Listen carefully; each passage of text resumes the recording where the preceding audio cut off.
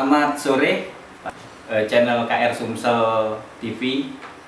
Kali ini kita di tempat Pak Haji Syarifuddin Basri, HM Syarifuddin Basri, yaitu seorang pemimpin media grup Agung Pos yang peredarannya untuk Sumsel dan nasional, karena memiliki juga online Pak Haji ya.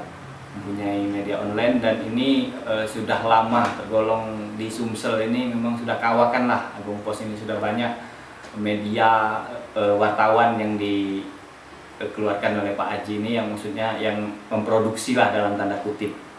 Artinya memang tempat khusus wartawan memang yang bagus, dan di sini juga ada khusus wartawan pelatihan. Nah, jadi kali ini kita mau membedah bagaimana sih untuk menjadi dari orang biasa untuk masuk ke dunia profesi sebagai seorang wartawan, seorang jurnalis, dari awal sampai dengan menghasilkan karya, yaitu tulisan, baik tulisan di media cetak, online, dan juga secara visualisasi, karena Agung Pos juga memiliki channel YouTube.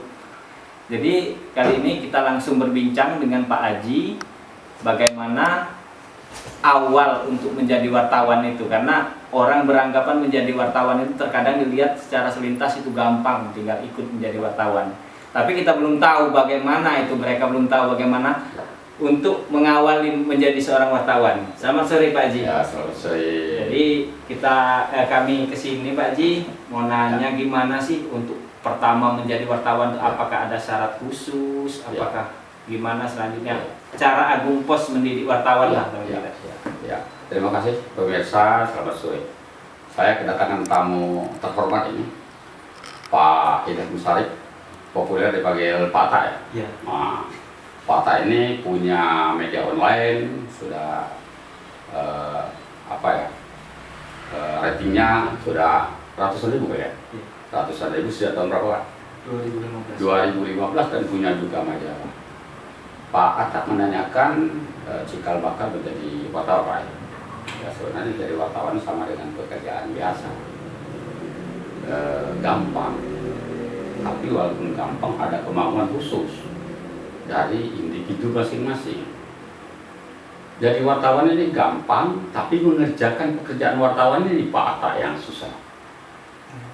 Sebab apalagi era sekarang, orang membuat media itu gampang sekali, tidak seperti kita dulu. Ada badan hukum, kan, kalau kita dulu ada persyaratan-persyaratan lain. Belum lagi setelah persyaratan terpenuhi, bukan cuma persyaratan saja, tapi kita juga diuji, harus mengikuti pelatihan-pelatihan yang digelar oleh redaksi. Saya dari tahun 80-an, waktu itu ikut Suara Semesta. Saya dari loper Pak. Dari loper cikal bakalnya panjang, tapi alhamdulillah dengan kemauan panjang, dengan kemauan keras, saya prosesnya cuma 1 bulan itu sudah bisa katakanlah merangkai kalimat. Memang nasib kita baik waktu itu. Suara Semesta mengadakan penataran pertama jurnalistik praktis tahun 82 atau 84 waktu itu, lupa saya. Nah, saya kebetulan diikutkan, tapi diikutkan itu bukan berarti pimpinan Suara Semesta Pak Asrid Abdullah sembarang orang yang ada. Dia melihat juga kinerja saya selama beberapa bulan, belum sampai setahun. Beberapa bulan saya mengikuti Suara Rakyat, baik manajemen perusahaannya maupun tata cara untuk menjadi reporter. Kalau dulu ada istilah reporter. Di situ saya diuji meliput berbagai permasalahan, termasuk jalan. Itu berita saya yang pertama, Jalan Mariana. Bayangkan untuk membuat berita itu, pertama sekali saya diuji untuk oleh ada teman saya juga sekarang bos saya, Pak Hasbi Adia. Banyak Pak Anak kalau dari situ sulit memang. Tapi jadi wartawan itu gampang kalau kita mau. Tapi mengerjakan wartawan itu yang sulit. Nah, maka dari itu saya ya setelah mengikuti penataran di penataran jurnalistik praktis, saya langsung dipercaya untuk menjadi perwakilan Kabupaten Ogan Komering Ilir saat itu. Itu wartawan daerah atau Untuk wartawan daerah. Dan saya bukan cuma begitu saja Pak, saya juga kursus. Saya memang berkeinginan menjadi wartawan itu profesional. Bayangkan tahun 80-an itu kursus jurnalistik itu cuma ada di Jakarta, Al-Jabar. Saya 3 bulan di Al-Jabar itu, sekali seminggu saya sudah setiap hari Selasa, waktu Selasa Kamis saya harus ke Jakarta mengikuti. Belum ada jarak jauh ini, karena dasar peralatan tidak secanggih sekarang. Lantas pulang ke situ bukan setelah kursus, bukan kita sudah piawai menulis. Banyak lagi, pernah berita saya yang saya buat, saya pulang dari kursus, ada pemimpin, ada redaktur saya waktu Pak Amin Sarwoko almarhum, bapaknya Mbak Isna yang sekarang gelarnya dokter, pengajar wartawan juga, kalau tidak salah komunikasi beliau. Saya sudah bikin jauh-jauh susah meliput, mendapatkan satu data tuh, sebuah data berita itu bukannya hal yang gampang. Karena kita maunya berbobot berita itu dan tuntas. Maka dengan itu, dengan susah payah kita setelah wawancara sudah bikin merangkai berita dengan versi kita, sampai ke redaksi. Sampai saya kirim waktu itu dari Kayu Agung ke redaksi pakai kilat khusus zaman itu. Begitu sampai saya 3 hari itu saya dipanggil, ada berita menarik waktu saya lupa tapi. Jadi begitu sampai di dulu mesin ketik di meja Pak Amin Sarwoko, redaktur waktu itu, dia berita saya sudah taruh. Ini berita Anda, Pak. Ya sudah, Pak. Langsung diremat. Ini bukan berita, bukan begini saya. Jadi sempat emosi juga sebenarnya, tapi saya sadar. Artinya saya itu standar itu belum memenuhi standar jurnalistik. Coba dekat kursi saya di samping beliau, lihat. Rupanya berita saya itu sudah dibikinnya menjadi berita di mesin ketik, dibaca. Ada enggak kamu ngirim begini dari datanya itu? Ya jelas tidak ada, kita mengirim kita kan berpatokan dengan satu hari mau pengembangan. Ya, berita ini bukan cuma satu hari mau saja, kita juga harus ada wawasan berpikir, bagaimana membuat kalimat yang bagus. Kalau kita cuma berdasarkan satu hari mau tidak ada pengembangan berita, itu belum standar menurut saya. Artinya seorang wartawan itu Pak Haji setelah meliput sudah merangkai kalimat sebagai untuk dijadikan berita, masih ada tahapan lagi ke redaktur Pak ya. Karena melihat sekarang ini kan, saya jujur dari media kita juga itu ada seorang wartawan juga malah minta, bos ini kita dari teman sebelah itu kok mesti sendiri, saya juga maunya gitu kan. Nah sekarang artinya kalau kita melihat banyak media-media online atau media lain itu tanpa mengikuti proses itu gimana Pak Haji? Sekarang ini kan gampang Pak. Tidak juga melalui link media sosial sudah bisa. Tapi ingat, itu ada risiko Pak Atta. Menerbitkan pimpinan, sekarang saya lihat banyak ini bikin media, dia pimpinan umum, dia pimpinan redaksi, dia pimpinan perusahaan, dia juga wartawan, dia juga langsung mempublikasikan berita yang dia lihat. Itu bagus sebenarnya. Mungkin kecepatan bagus kalau ambil segi kecepatan, tapi ada risiko pengata. Kalau kita dulu redaksi pimpinan umum itu tidak ada di lapangan, kecuali dalam konteks liputan-liputan khusus, mungkin wawancara dengan menteri, mungkin wawancara dengan gubernur. Kepala dinas pun tidak, kalau redaksi itu jarang sekali bawa aktif ini mah. Wartawan, kas-kas wartawan, kalau redaksi itu kasnya lain. Saudara memikirkan bobot bagaimana. Jadi bukan tidak ada risiko Pak. Dia pemimpin umum, dia punya punya perusahaan media, dia pimpinan perusahaan, dia pemimpin redaksi, dia wartawan, punya risiko menurut saya. Kalau tidak ada risiko itu mungkin nasibnya masih baik. Nasibnya masih baik. Sebab siapa yang mau menolong mereka? kalau sesuatu hal terjadi. Biasanya kita ini kalau satu masalah terjadi kalau kita menolong orang gampang, semuanya gampang, semuanya bisa. Tapi ketika persoalan itu jatuh ke diri kita sendiri, apalagi itu menyangkut halayak banyak, pemberitaan, wah. Saya pernah, saya punya biro-biro hukum di sini. Saya pernah somasi ke salah satu pemimpin media, tidak akan saya sebutkan. Gelagapan mereka wartawan, mereka malah sendiri mereka. Kalau saya tidak mikirkan itu teman saya jurnalis juga, dan saya malu kalau itu saya punya wartawan membicarakan wartawan kan sudah selesai. Tapi saya berpikirnya satu, kita sudah di ujung usia mau belajar, dia orangnya bagus selalu ini. Tapi sekarang saya lihat tatanan beritanya bagus, tatanan berita bagus.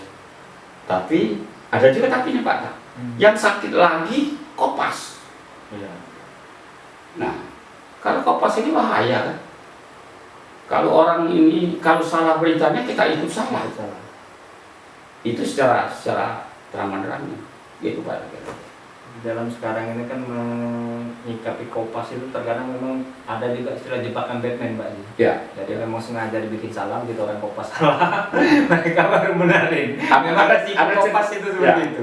Ada cerita menarik. Kalau dulu Mas, kalau sekarang Kominfo ya. Ada teman saya salah seorang humas sering bikin release. Jadi itu sengaja. Jadi saya komplain, Bu, dari sana ini salah. Kok begini ya? Tidak seperti biasa. Oh Pak, saya ngetes wartawan, tapi rupanya ada yang dimuat tanpa dikoreksi lagi. Saya ketawa. Jadi gimana? Itu salah kan? Ya salahnya kan mereka. Kita ini kan ada keliru juga. Seharusnya mereka, kalau kita keliru itu mereka yang benar, membuat kita itu yang benar. Lucu. Itu resiko Kompas. Untung saja tidak ada yang menentu, masih baik. Tapi album pos ini sendiri Pak Haji, kabarnya ada kursus media Pak Haji ya? Ya, kursus wartawan ya? Sebenarnya saya juga membuka untuk kawan-kawan wartawan, itu bayar cuma 50%. Bahkan kalau memang tidak ada, saya datang saja. Kita setiap hari Jumat, tapi kalau sekarang libur kan, bulan puasa, habis lebaran insya Allah dibuka lagi. Ini sudah ada beberapa peserta yang masih menunggu untuk angkatan kedua 2020. Jadi silakan Pak, kalau ada wartawannya mau sini nanti gratis saja, tidak apa-apa. wartawan. Tapi kalau mau kasih ya saya ambil ya. Saya tidak munafik kan, perlu duit juga. Artinya memang konsisten Pak Haji untuk menghidupkan jiwa wartawan yang benar lah dalam arti. Iya. Ya, saya jujur Pak Atta, saya pernah baca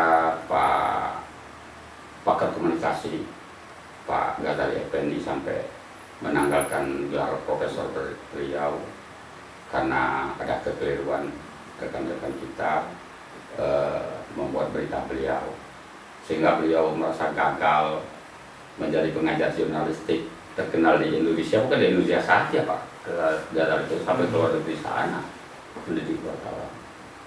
Tapi saya lucu Pak Atta, ada juga kawan kita bangga, wah gara-gara satu wartawan profesor mundurkan diri. Dia tidak mencerna apa sudah. Kalau saya malu, penyebabnya itu apa? Bukan sang profesor itu menanggalkan karena takut, karena diberitakan, karena berita itu salah. Beliau merasa bertanggung jawab sebagai pengajar jurnalis dan komunikasi di negeri ini. Oleh ulah oknum. Karena merasa gagal mendidik wartawan, ya beliau agak kecewa. Pemikiran seperti itu Pak, keliru menurut kawan-kawan kita.